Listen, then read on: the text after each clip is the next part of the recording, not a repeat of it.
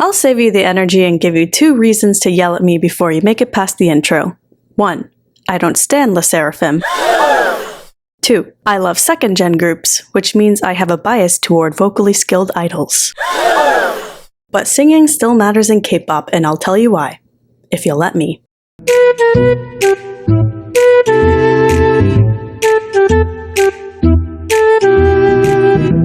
It's entirely TVXQ's fault if I get judgmental about K-pop singing.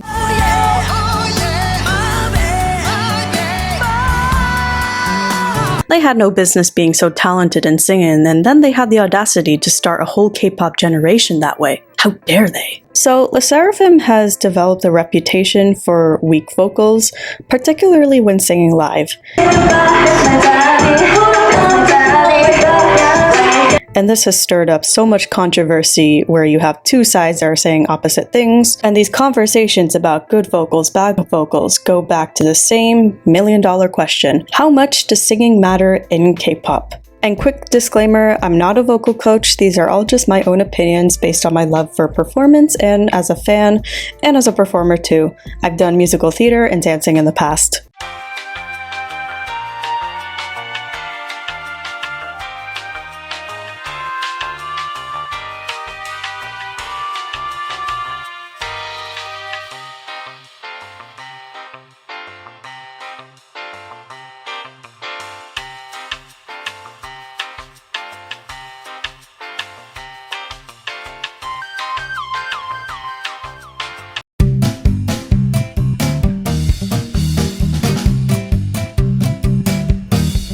With the backlash of the easy Encore, I'm seeing people who have fair constructive criticism of Le Sserafim's vocals, and they're outright being gaslit by some fear-nots into thinking that they're either being hypercritical or unreasonable in their opinion that members need more vocal training. Aggressive bullying and hate towards Sakura is one thing, but watching a musical performance and being disappointed with poor vocals when the point of an encore is literally just singing?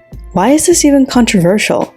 We're all K-pop fans. We know this is an industry that favors visuals and aesthetic presentation over musical talent. But this never meant that idols don't need to be trained to sing on key. I don't watch a group and expect every K-pop idol to be strong in vocals. Chaewon is a powerhouse singer, but in Girls' Generation, Yunho was the weakest in vocals and did best in her job as a visual and center. Dongwoo of Infinite is a main rapper and dancer, but still had singing lines. And Byungchan from Victon was a main visual who sang. I never heard any of these idols sing and thought they needed to blow the roof off with intense belting and vibrato. In fact, I was fine with them not being strong singers. But the difference with these non-main vocals is that when they do sing, they do just that and hold the note properly. So it makes complete sense why people have the reactions they do towards Sakura and Le Sserafim members who struggle to hold notes live. Nobody is getting mad at them for not being a main vocal, at least rational people who can use critical thinking. More so, people seem to be criticizing the group for not meeting the basic singing skills crucial for performing.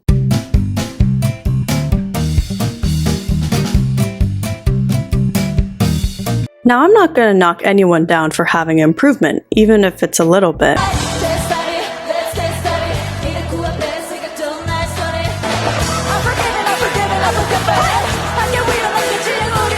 I'm in the pool of people that think that the girls improved for Coachella. It's a step in the right direction, but they still have some way to go.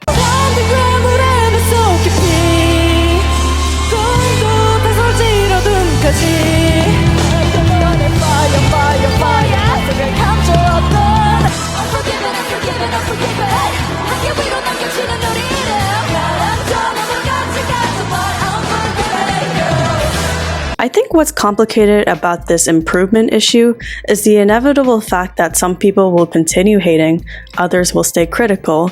Basically, it will never be enough in some respects.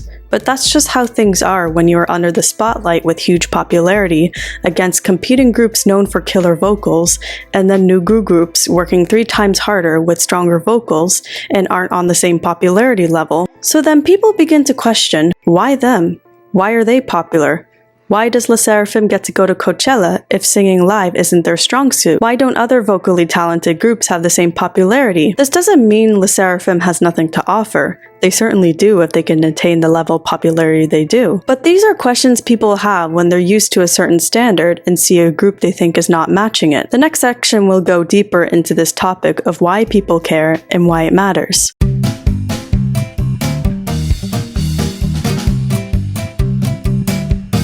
So if you look at second gen, the leading girl groups were Girls' Generation, 21, and Wonder Girls, and these groups were known for their vocal prowess.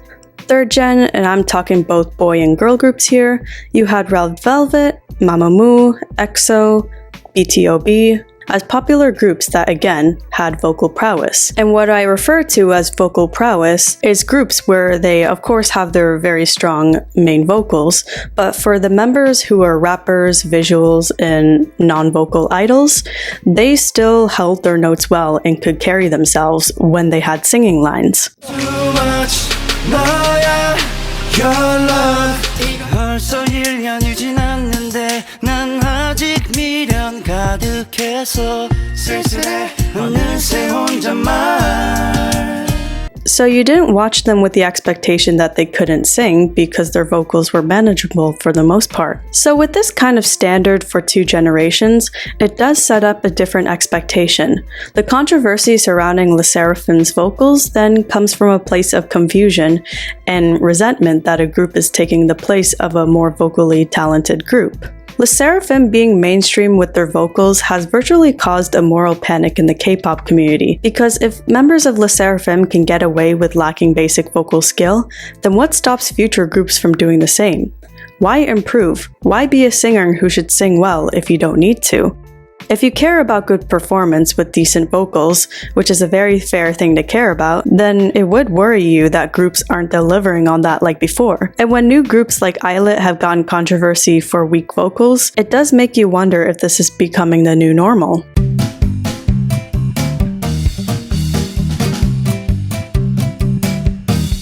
People seem to forget that K-pop, at the end of the day, is music.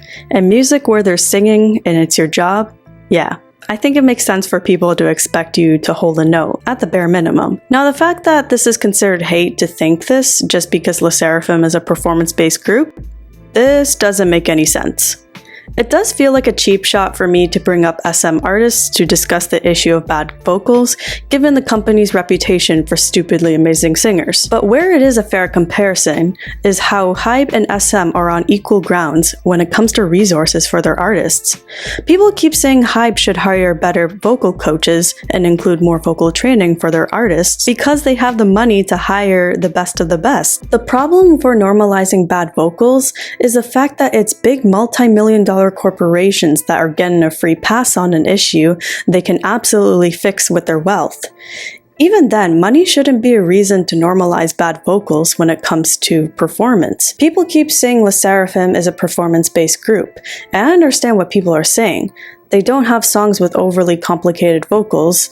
I've heard some people describe their songs as having a lot of talk singing, so why would their singing abilities reflect those that have songs with demanding vocal parts?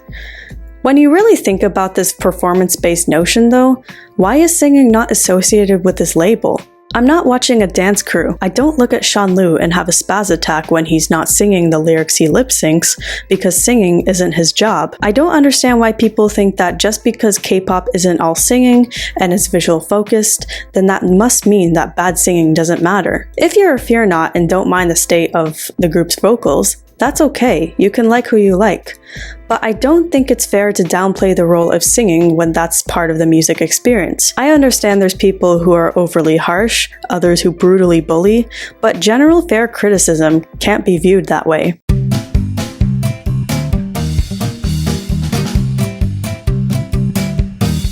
Sserafim should absolutely improve their vocals, regardless if they're a performance-based group or not. If they were a full-on rap group, it would make more sense why they'd be weaker in vocals. But if they're going to have actual singing notes, then absolutely they must work to hit those notes.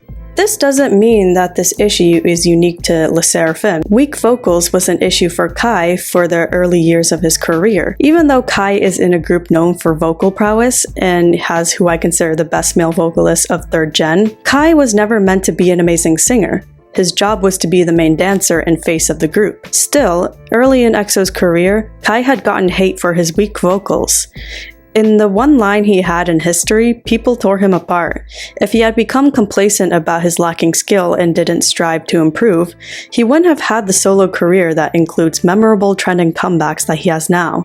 To be clear, he would have objectively had a solo career given his popularity in EXO, but I don't think his songs would have had the same melodies that he's able to pull off now because he improved his vocals. So Kai's improvement in singing, despite not being a vocal idol, only advanced his career. Now, I can't predict what the members of Le Sserafim would want to do for their future solo careers, but apart from rapping and reliance on lip-syncing, their potential might be hindered by their vocal skills. As a solo performer, you have more room to fill for performance, so the strong stage presence they have now as a group may not translate the same for solo. Even if Le Sserafim continues to have critics, they'd objectively benefit more from improvement than anything else.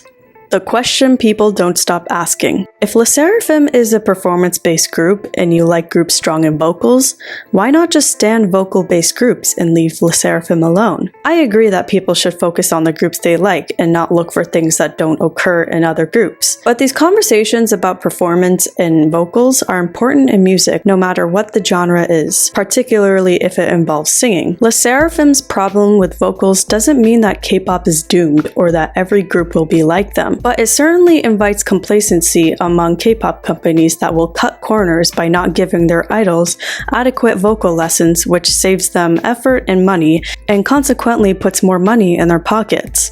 Because believe me, if companies know they can get away with making more money with less effort, they will. Thank you for watching. If you've enjoyed my commentary, leave a comment below on what you think about this issue. For more commentary and sarcasm, subscribe, hit the bell, and I'll see you in the next one.